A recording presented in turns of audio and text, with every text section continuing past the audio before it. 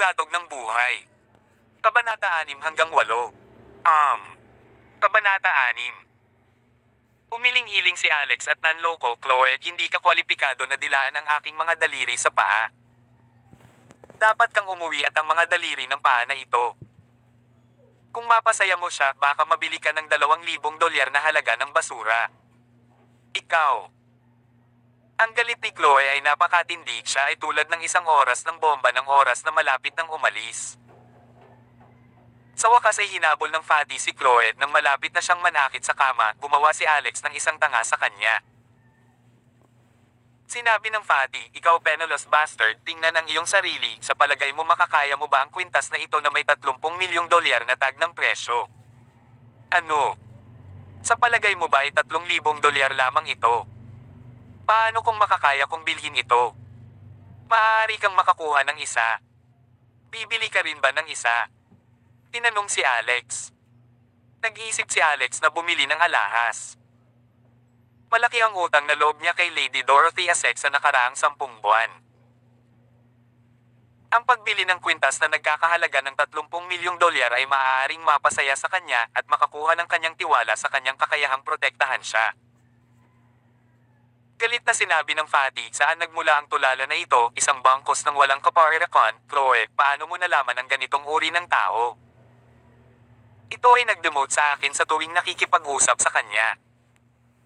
Alex Seard, sabihin mo sa akin ng direkta kung wala kang pera, hindi na kailangang gumawa ng mga dahilan.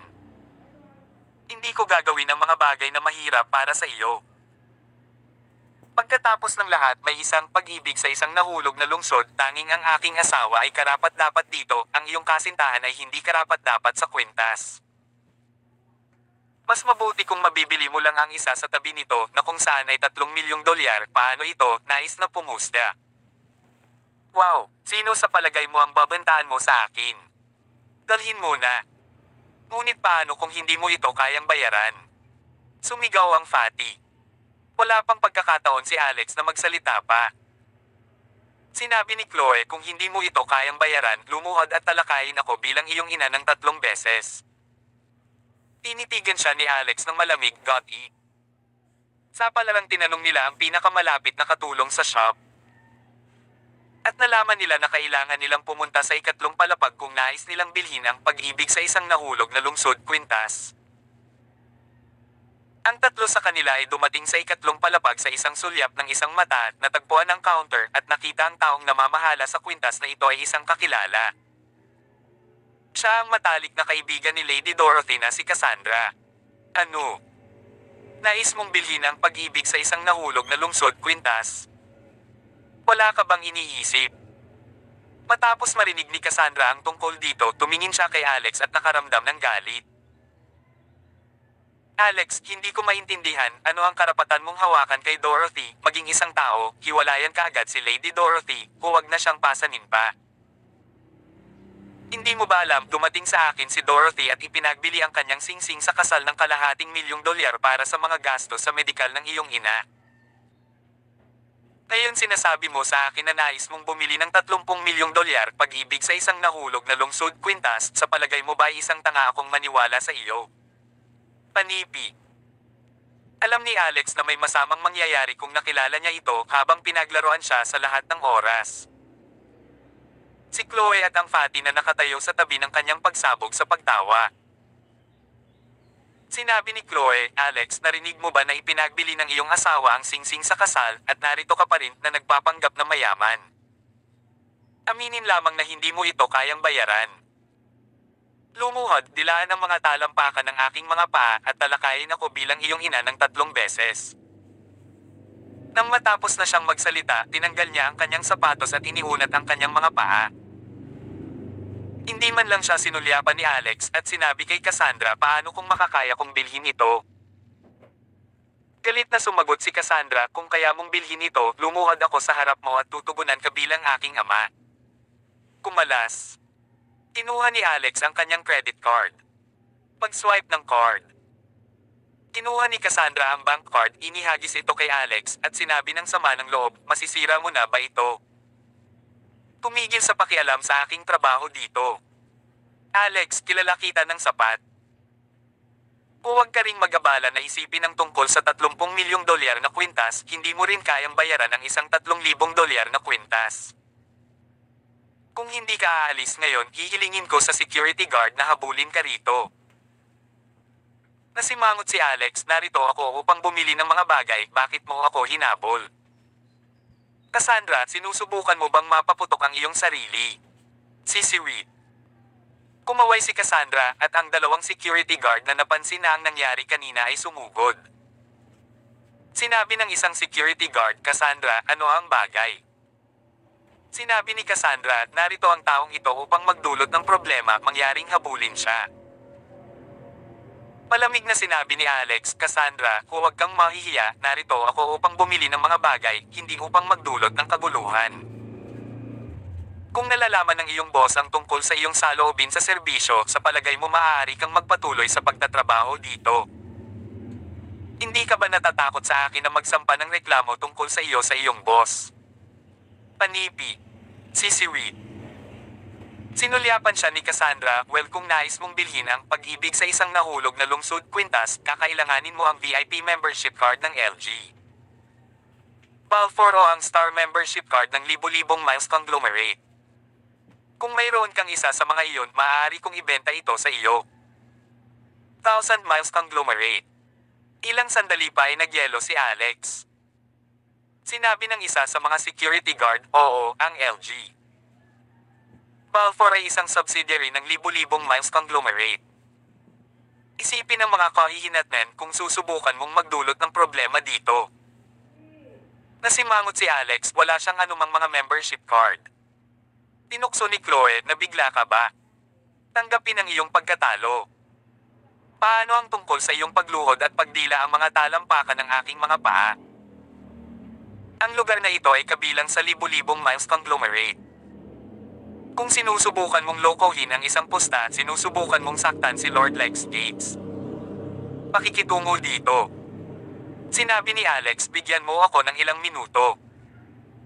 Kinuha niya ang kanyang cellphone na dailang numero ni Lord Lex Gates at sinabi, nasa LG. Balfour at nais kong bilhin ang pag-ibig sa isang nahulog na lungsod kwintas, ngunit wala akong membership card kaya hindi ko ito mabibili. Agad na sinabi ni Lord Lex Gates, Master, mangyaring bigyan ako ng 2 minuto, haharapin ko ito kaagad. Pinatong ni Alex ang telepono at sinulyapan ng lahat, mangyaring bigyan ako ng 2 minuto. Sinisi ni Cassandra, okay, bibigyan kita ng 2 minuto upang makita kung anong uri ng mga trick na sinusubukan mong i-play. Kung sinusubukan mong magdulot ng problema dito ng sinasadya, papatalo ko ang impyerno sa iyo. Sa wakas, sa mas mababa sa 2 minuto. Nagmamadali ang isang may edad na lalaki. Nakita ni Cassandra at ng 2 security guard ang taong iyon at agad siyang binati ng magalang. Pulalas nila, kumusta, G? Jefferson. Ito ay naging siya ang pangkalahatang sisiwit tagapamahala ng LG. Balfour, Jefferson. Iniisip ni Cassandra na dumating si Jefferson upang suriin kung ano ang nangyari pagkatapos marinig ang ingay. Mabilis niyang itinuro si Alex at sinabi, Mr. Jefferson, ang taong ito ay dumating dito upang magdulot ng isang pag-aalsa. Wala siyang membership card ngunit patuloy na sinasabi na nais niyang bilhin ang kayamanan ng aming tindahan, ang pag-ibig sa isang nahulog na lungsod kwintas. Hahabulin siya ng mga security guard mula rito ngayon. Nang walang isang salita, sinampal siya ni Jefferson sa kanyang mukha. Nakakatawa ka. Siya ang kataas-taasang VIP ng LG. Balfour. Seaweed. Ano? Sisiweed. Lahat ay flabbergasted at walang pagsasalita. Samantala, si Cassandra na sumasakop sa kanyang mukha ay natigilan. Naglakad si Jefferson kay Alex at magalang na sinabi, Master Alex, paumanhin ako sa pagiging huli. Tiningnan siya ni Alex, kaya mabibili ko ba ito pag-ibig sa isang nahulog na lungsod kwintas ngayon? Yumuko si Jefferson at sinabi, oo, syempre, kaya mo. O maghintay, maaari kang magkaroon nito kung gusto mo, hindi mo na kailangang magbayad ng anupaman. Panipi, ano? Walang pagsasalita si Chloe. Sa pagbabalik tanaw kay Alex at Quintas, may inggit sa kanyang mga mata. Ang 30 milyong dolyar na kwintas ay ibinibigay na katulad nito. Bakit? Hindi ba si Alex ay isang piraso ng basurahan? Paano siya kwalipikado para sa LG? Balfour na bigyan siya ng isang mamahaling regalo. Hindi, bibilhin ko ito sa aking sarili. Panipi. Pete, kinuha ni Alex ang kanyang itim na credit card at itinapon ito sa Cassandra. Mangyaring mag-swipe ang card. Alalahanin mo ang sinabi mo ngayon, ako ang magiging iyong ama matapos kong bilhin ang kwintas. Kinuha ni Cassandra ang credit card at naging mapatla ang mukha niya. Itinuro ni Alex sina Chloe at Fatty at sinabi kay Jefferson. Gayon din. Ang 2 taong ito. Inilagay nila ang isang pusta sa akin ngayon na kung binili ko ang pag-ibig sa isang Fallen City kwintas, bibilhin nila ang 3 milyong dolyar na kwintas na ipinakita sa billboard. Pusta ka o magbabayad ka o hindi ka nagpapakita ng paggalang kay Lord Lex. Agad na hinarang ng seguridad ang 2 tao, sinasadya o hindi sinasadya. Makalipas ang 1 minuto. Beep. Matagumpay ang pagbabayad. Nang ibalik ni Cassandra ang credit card kay Alex, bahagyang nanginginig ang kanyang mga kamay. 30 milyong dolyar ang matagumpay na nabayaran. Gaano karaming kredito ang talagang magagamit sa card na ito? Kabanata 7. Nagulat si Cassandra. Sa kasamaang palad, ang balanse ng card ay hindi maipakita sa makina. Hindi makapaniwala bakit iginagalang siya ni G. Jefferson, kahit na sinasabi na siya ay isang kataas-taasang VIP, hindi sa palagay ko ay mayroong anumang kataas-taasang card sa LG. Balfour. Napuno ng mga katanungan ang kanyang isip. Parang hindi niya maintindihan ang dahilan. Si Alex ay nakatira sa pamilya ng Essex at naglingkod sa pamilya ng Essex bilang isang nurse. Bakit nagkaroon ng napakalaking kaibahan? Noong nakaraan, nagbuhos pa si Alex ng tubig para hugasan niya ang kanyang mga paa. Sumigaw si Chloe, si Reed, imposible, imposible, ganap na imposible. Ang makina ay dapat na nasira. Paano ang basurang ito ng isang tao ay may 30 milyong dolyar? Hindi rin niya may address ang 3,000 dolyar. Kamusta kayo? I-double check ang transaksyon. Bilisan mo. Sinulyapan ni Jefferson si Chloe. Kaya, sinusubukan mo bang bumalik sa iyong mga salita dito sa mga subsidiary ng libu-libong miles conglomerate? Gaano kakatapang pinagalitan si Master Alex? Dinukot mo ang iyong sariling libingan. Mga bantay, sampailan siya.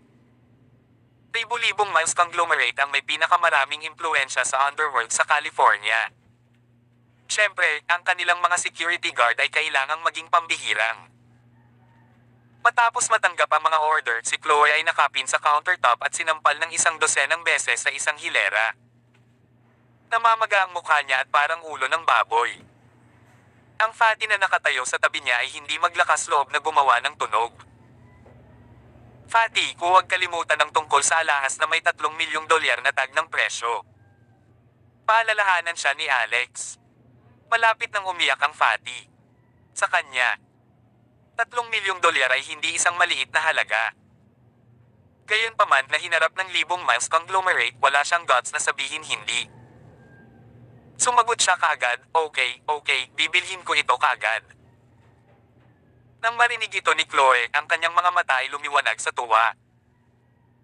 Matapos mamili ng kalahating araw dito, bumili lamang sila ng isang pulseres ng 2,000 dolyar. Gusto niyang bumili ng isang jade bracelet, ngunit tumanggi ang Fatty. Sinabi niya na bibilhin niya ito pagkatapos ngayong gabi. Kaya nabibili siya ng isang piraso ng alahas sa loob ng 3 milyong dolyar, dapat niyang pasalamatan si Alex. Habang malapit na siyang maabot ang alahas, itinulak siya ng Fatty. Umalis ka, sino ang nagsabi na ito ay para sa iyo? Sumigaw si Chloe, kung hindi ito para sa akin, kung gayon kanino ito para sa... Sumagot si Fatty, bibilhin ko ito para sa aking ina. Mula ngayon, ito ang magiging tagapagmana ng aking pamilya. Hindi ka karapat-dapat na maging asawa ko. Basag-sirt ka lang, itigil ang daydreaming. Panipi. Galit na galit si Chloe. Pinalo niya ang sarili sa Fatty at nagsimula ng away sa kanya. Sa wakas, nagbigay ng utos si Jefferson na i-drag at sinipa silang lahat. Tiningnan ni Cassandra si Alex na may halo-halong emosyon. Sa wakas, hindi niya maiwasang magtanong, hindi ko maintindihan. Paano ka magiging mayaman? Na mabibili ng casual ang isang piraso ng alahas na nagkakahalaga ng 30 milyong dolyar. Ngunit pinapayagan pa rin si Lady Dorothy na ibenta ang kanyang singsing sa kasal para sa kapakanan ng iyong ina. Nagsinungaling ka ba sa kanya upang manipulahin ang kanyang damdamin? Sumagot si Alex, iyon ang aking negosyo, hindi mo maintindihan. Pagkatapos ay sinabi niya, ilabas ang singsing na kasal. Sinabi ni Jefferson, magmadali. Gaano kakatapang? Dapat mong mabilis itong ilabas kapag tinanong ng Panginoon. Kung hindi, babayaran mo ang presyo. Hindi nang ahas si Cassandra na mag-atubiling. Mabilis niyang kinuha ang singsing at sinabi, ayon sa patakaran ng kumpanya, ang kumpanya ay nagbabayad ng kalahating milyong dolyar para sa singsing na brilyante. Kung nais mong bilhin ito, dapat na doble ang presyo ng pagbebenta, kaya kailangan mong magbayad ng 1 milyong dolyar para dito. Sinampal muli ni Jefferson si Cassandra at sinumpa, doble. Wala ka bang iniisip? Hindi mo ba alam ang pagkakakilanlan ni Master Alex? Siya ang may-ari ng libu-libong miles conglomerate. Kailangan ba niyang magbayad para sa isang singsing na tulad nito? Ang taong ito ay napakamagaspang at hindi mukhang isang pangkalahatang tagapamahala ng isang tindahan ng alahas. Dapat siya ay mula sa underworld. Napalaki ang mga mata ni Cassandra at nag-aalinlangan sa kanyang mga tainga. Sinabi ni G. Jefferson na pag-aari ni Alex ang buong libong miles conglomerate. Paano ito posible? Hindi siya talo. Siya ang lihim na boss pagkatapos ng lahat. Sinabi ni Alex, sapat na si G. Jefferson, hindi na kailangang isa publiko ito, lilikha lamang ito ng hindi kasiya siyang chismis. Panipi. Mabilis na sinampal ni Jefferson ang kanyang sarili. Pasensya na, guro. Ito ang aking pagkakamali. Mangyaring makitungo sa akin ayon sa gusto mo. Walang pagsasalita si Alex. Pagkatapos nito, tumingin siya kay Cassandra. Ano ang ipinangako mo? Nagulat si Cassandra. Pagkatapos nito, ibinaba niya ang kanyang ulo at sinabi sa matinding kahihiyan, Ama. Sinabi ni Alex, tandaan, hindi ko nais na may nakakaalam sa aking pagkakakilanlan, kasama na si Lady Dorothy. Tiyaking panatilihin mo ito sa ilalim ng balot, kung hindi man haharapin mo ang mga kahihinatnen. Nalaman ni Cassandra kung gaano kalakas ang libu-libong miles conglomerate. Mabilis niyang tumango ang kanyang ulo nang marinig niya ang kanyang mga salita. Sinabi ni Jefferson, Master, dapat ba nating? Sa kanyang hinlalaki, iginuhit niya ang isang hindi nakikita na linya sa kanyang leeg. Nang makita at naunawaan ni Cassandra ang ibig sabihin nito, natakot siya na ang kanyang puso ay lumaktaw sa isang matalo. Sinabi ni Alex, hindi na kailangan iyon, siya ang pinakamatalik na kaibigan ng aking asawa. Gayon din siya ngayon ang aking anak na babae.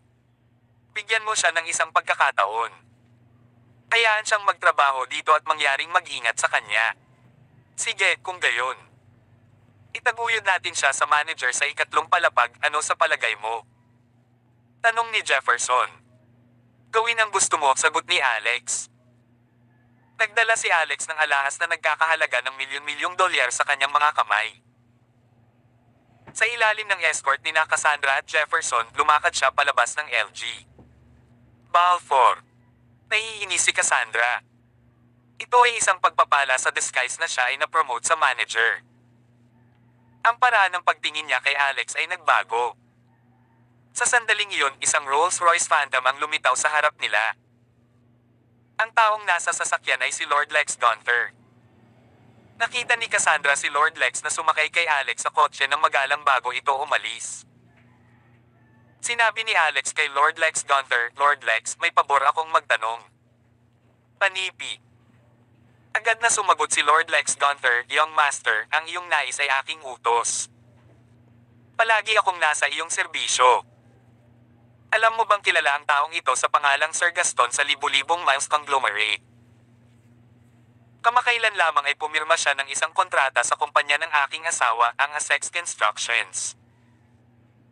Sa pagtanggap, nakita ko siyang binubuli ang aking asawa at hiniling na matulog siya. Si Chiwit, anak ng isang basag siwit. Galit na galit si Lord Lex Gunther. Nakasali si Lady Dorothy. Praktikal niyang nilagdaan ang kanyang sariling warrant ng kamatayan. Ano ang kanyang buong pangalan? Hindi ko alam. Si Sir Gaston ang lahat ng alam ko. Wala bang ganyang tao sa tabi mo? Hindi ko naaalala ang sino mang may pangalan ng pamilya ng Gaston, ngunit susuriin ko ito kaagad. Pupunta ako sa ilalim nito bukas. Okay, hihintayin ko ang iyong balita. Tumango si Alex at sinabi niya sa pamamagitan ng paraan tungkol sa katotohanan na ang aking ama ay ang nagtatag ng libo-libong miles conglomerate, huwag isa publiko ito. Itago ito sa kadiliman tulad ng dati at itigil ang pagtugon sa akin bilang master mula ngayon, si G. Alex. Natigilan si Lord Lex Gunther pagkatapos ay tumango. Napakagaling, ang pagpapanatiling mababa ay maaaring mapanatili kang ligtas. Maraming mga kalaban sa libu-libong miles conglomerate. Natatakot ako na maaaring humantong ito sa iyo at Lady Dorothy. Sasabihin ko sa iyo si G. Alex kapag nasa labas kami. Nanlaki ang mga mata ni Alex. Hindi niya naisip ang tungkol dito.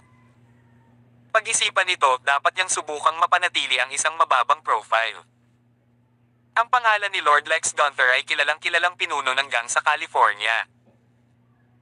Dapat siya ay buhay na buhay sa ilalim ng glint ng mga armors at flash ng mga espada. Dapat mayroon siyang maraming mga kaaway. Pagkatapos nito, kumuha si Lord Lex Gunther ng isa pang card. Ito ang libong VIP card ng conglomerate. Ang mga gastos sa lahat ng mga subsidiary ay ibabawas. Dalhin ito, makatipid ka ng maraming problema at maaaring itago ang iyong pagkakakilanlan. Okay. Aalis na ako. Sabi ni Alex. Guro, hayaan mo akong ihatid sa bahay pupunta sa tirahan ng Essex. Sumagot si Lord Lex. Nag-iisip si Alex.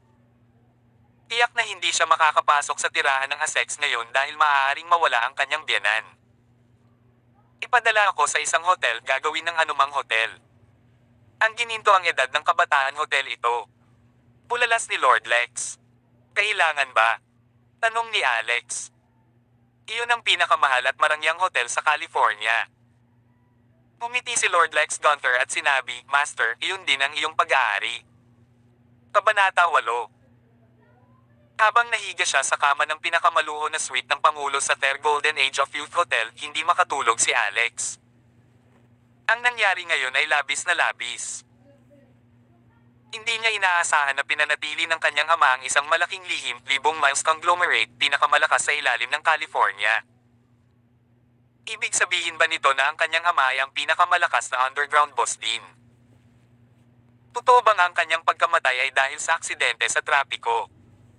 O may higit pa rito kaysa matubunan ang mata? Late sa oras ng hating gabi, nang sa wakas ay nahulog siya sa isang malalim na pagtulog, siya ay nagising sa pamamagitan ng kanyang alarma sa telepono. Tumayo siya at sumugod sa ospital. Sa huli, pagdating niya sa ospital, nakita niya ang ilang mga doktor na nagtipon sa paligid ng kama ng kanyang ina.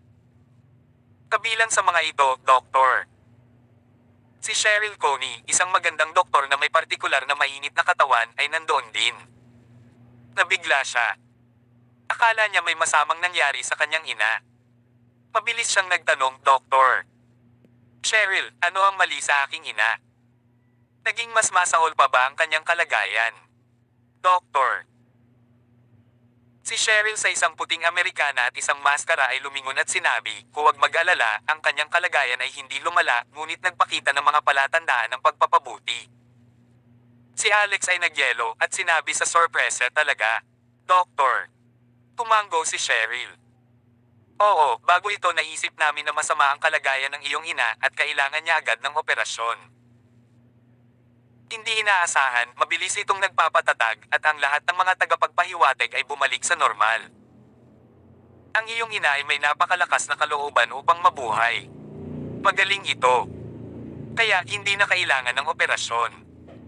Gawin muna natin ang isang inspeksyon. Kung maayos ang lahat, hindi na kailangan ng operasyon. Ang operasyon ay may mga panganib din. Pagkalipas ng 2 oras, ang ulat ng inspection ay lumabas. Tumango si Cheryl at sinabi, "Mabuti. Hindi kinakailangan ng operasyon." At ayon sa aming obserbasyon, ang pagkakataon ng iyong ina na magising ay nadagdagan na nagpapahiwatig na mayroon siyang kamalayan at patuloy kong pakikitunguhan siya sa pamamagitan ng acupuncture. Natuwa si Alex at niyakap siya ng mahigpit. Salamat, Doktor. Cheryl. Natuwa siya. Ito ang kauna-unahang pagkakataon na ang sitwasyon ng kanyang ina ay nagpakita ng anumang pagpapabuti sa 10 buwan. Doktor. Si Cheryl na biglang yakap ni Alex sumimangot kaagad. Napag-alaman niya na hindi niya balak na harapin siya kaya hindi niya ito sinisisi, ngunit tinapik siya sa kanyang likuran. "Okay, alagaan mo ang iyong ina, panatilihin ito." "Okay," sabi ni Alex. "Maaari mo bang bitawan ako, Doktor?" tanong ni Cheryl. "Okay," sagot ni Alex. "Hayaan mo na ngayon." Bulalas niya. "Hindi, Doktor." "Cheryl, ang iyong buhok ay natigil sa aking damit." Sumagot si Alex. Kasabay nito sa Villa ng Essex. Dumating si Spark Rockefeller sa kanyang Lamborghini upang makita muli si Lady Dorothy. Nagpaputok ang sasakyan. Si Madam Claire, na nakasuot ng itim na pijama, ay nagbukas ng pintuan at binati siya. "Oh, Spark, mahal kong manugang, naramdaman kong hindi mo ako nakita ng mahabang panahon kahit isang gabi lang hindi kita nakita, sobrang namiss ka ng nanay." Hindi siya nagsuot ng makeup at ang kanyang buhok ay nakatos. Mukha pa siyang bata na 30 taong gulang na may mas matured na tukso. Nakakakita ng isang buhay at kaakit-akit na babae. Si Spark ay labis na sabik na sumugod at dalhin siya sa kanyang mga bisig. Ngunit sa kabutihang palad, lumaban siya, naisip niya sa kanyang isip, "Maghintay ka lang hanggang makuha ko si Lady Dorothy. Sa oras na iyon wala sa iyo ang maaaring tumakas." Si Alex Rockefeller, na walang kabuluhan, ay hindi makakakuha ng kayamanan na ito. Ang ganyang tanga. Kudlit. Habang iniisip, ibinigay ni Spark ang regalo na hawak niya kay Madam Claire. Kinuha din niya ang pagkakataon na hawakan siya. Hindi ito napagtanto ni Madam Claire ngunit ngumiti. "Oh, ikaw ang aking pinakamahusay na manugang na lalaki. Hindi lamang binisita mo ako ngunit nagdala din ako ng mga regalo." Kung ikukumpara sa iyo, ang basurahan na si Alex ay walang iba kundi basura. Pareho kayong mga Rockefellers ngunit may napakalaking pagkakaiba sa pagitan ng dalawa sa inyo. Ngumiti si Spark at sinabi, "Nanay, bakit mo dadalhin ang basurahan, pinapatay mo ang kalooban." Okay, hindi ko na sinasabi." Pareho silang pumasok. Si Lady Dorothy at ang kanyang kapatid na si Lady Beatrice ay pareho doon. Hindi komportable si Lady Dorothy nang marinig niya ang Spark na walang kahihiyan na tinugunan ng kanyang ina bilang, "Ma'am, kung ano ang nagawa." Wala siyang paraan at walang magawa. Noong gabing iyon, nanumpa si Alex at sinabi na mayroon siyang pera at madaling malutas ang problema, ngunit hanggang ngayon wala na siyang makikita, kahit isang tawag sa telepono, makapaniwala ba siya sa kanya? "Huwag sabihin sa akin." "Ma'am, napili ko ang jade bracelet na ito para sa iyo kagabi. Gusto mo ba?" Sa palagay ko ito ay isang perpektong tugma sa patas na balat sa iyong magagandang kamay. Habang ang kwintas na brilyante na ito, Sis Beatrice, ay para sa iyo. Maganda ka. Subukan ito. Magiging maganda ito sa iyo. Kinuha ng Spark ang mga regalo, matamis na pakikipag-usap. Ang dalawang babae ay agad na nasisilaw. Hindi sila makapaghintay na magsuot sila. Inihambing ni Madam Claire si Alex Rockefeller kasama ang Spark at determinado na hiwalayan si Lady Dorothy mula kay Alex. Ang paghahambing sa parehong mga kapatid ng Rockefeller, sila ay magkahiwalay sa mundo. Ang mas pagtingin niya sa jade bracelet sa kanyang kamay. Mas gusto niya. Ngunit habang nakita niya si Lady Dorothy na nakaupo sa sofa, na tumahimik, agad niyang iginanti ang kanyang mga mata at sinabi, "Mahal kong manugang, bumili ka ng mga regalo para sa iyong ina at kapatid, bumili ka ba ng isang bagay para sa iyong asawa?" Si Dorothy din. Panipi. Nakaramdam si Lady Dorothy ng hindi mapakali at sinabi, "Nanay, nakakahiya sa iyo. Hindi pa kami hiwalay ni Alex. Asawa pa rin ako ni Alex." Panipi. Malamig na hinaplos si Madam Claire. Asawa. Bullshit. Naabutan ka ba niya? Ibinenta mo ang singsing sa kasal, ano pa ang dapat pag-usapan? Dahil nandito na ngayon ang Spark Rockefeller, hilingin sa basurahan na lumapit ngayon at maghiwalay. Pagkatapos kunin ang iyong sertipiko ng kasal sa Spark at maging asawa ni Spark Rockefeller. Panipi. Narinig ito ni Spark at tuwang-tuwa. Sinuportahan ng Lady Beatrice, "Oo, sis. Sa palagay ko ay isang magandang ideya ito. Pagpatay ng 2 ibon gamit ang isang bato. Pa rin, hindi ko kinikilala si Alex na basurahan bilang aking bayaw. Tanging isang binata na tulad ni Spark ang karapat-dapat na maging aking bayaw." Panipi. Walang lakas at mahina si Lady Dorothy. Hindi siya nagsasalita. Sinabi ni Spark, "Okay, mag-file para sa iyong diborsyo at magparehistro para sa aming kasal kaagad." Panipi. Labis na naiinis si Lady Dorothy at sinabi, "Hindi mo pa nalutas ang problema para sa akin. Pag-usapan natin ito kapag nalutas ang problema." Panipi. Umiti si Spark at sinabi, "Madali iyon. Kehe, wala bang mahawakan ng aking mga magulang, di ba? Madali. By the way, halos tanghali na. Paano ang tungkol sa una naming kumuha ng ilang tanghalian pagkatapos ay maaari mong diborsyo ang basurahan? Ang aking ama ay maaaring humakbang para sa iyo." "Dorothy, hindi ako nagbabanta sa iyo, ito ay upang ipakita ang katapatan sa aking ama. Kung hindi, paano siya naniniwala na nais kong pakasalan ka kapag kasal ka pa?" Panipi. Tumango si Madam Claire. Sinabi ng walang pasubali, "Hayaan akong tawagan ang basurahan." Ito ay kalahating nakaraang 11 umaga. Si Alex ay lumabas lamang mula sa ospital at malalaman mula kay Lord Lex Gunther kung nalutas ang problema. Ngunit bigla siyang nakatanggap ng isang tawag mula kay Madam Claire na nagsasabing sila ay kumakain kasama si Spark Rockefeller at hiniling na dalhin ang kanyang sertipiko ng kasal. Upang matugunan sila. Nais niyang magtungo sila ng diretso sa opisina upang maghiwalay pagkatapos ng tanghalian. Nagdilim ang mukha ni Alex. "Diborsyo. Okay, pupunta ako doon." Panipi. Nagpasya siyang dalhin ang pag-ibig sa isang kwintas ng Fallen City na nagkakahalaga ng $30 milyong upang mai-show ito sa parehong mukha ni Madam Claire at Spark Rockefeller. Kalahating oras mamaya. Nagmadali si Alex sa restoran. Nang maglakad siya, nakita niya si Spark na kumuha ng isang kahon ng alahas at sinabi sa kanyang asawang si Lady Dorothy, "Dorothy, ang aking puso ay para sa iyo. Tumawag ako sa langit at lupa bilang aking saksi. Katulad ng kwintas na ito sa mundo, nais kita sa aking buhay, ikaw at wala ng iba." Panipi. Pagkatapos binuksan niya ang kahon ng alahas at ipinakita ito kay Lady Dorothy. Tinakpan ni Lady Beatrice ang kanyang bibig at binigkas, "O aking Diyos. Ito ba ang kayamanan ng LG? Balfour, pag-ibig sa isang nahulog na lungsod na nagkakahalaga ng $30 milyong. Nakita ko ang isang tao sa internet na nagsasabi na mayroong isang mahiwagang tao na bumili ng kwintas kagabi at ito ay naging iyo, Brother Spark Rockefeller." "Sister, napalad ka." Natigilan si Spark. Sisiwit. Ang pag-ibig sa isang kwintas na nahulog sa lungsod na hawak niya ay isang imitasyon, ngunit hindi niya inaasahan na may bibilhin na kwintas na may $30 milyong na tag ng presyo. Gayunpaman, mas mabuti kung ang kwintas ay binili. Kung gayon walang paraan upang kumpirmahin na ang kwintas na hawak niya ay pekeng, at sinabi niya kaagad, "Oo, binili ko ito ng $30 milyong kagabi." Ikaw ay pekeng. Ang isa na hawak ko ay ang tunay na pag-ibig sa isang kwintas na nahulog na lungsod. Sa sandaling iyon, nag-sneering si Alex.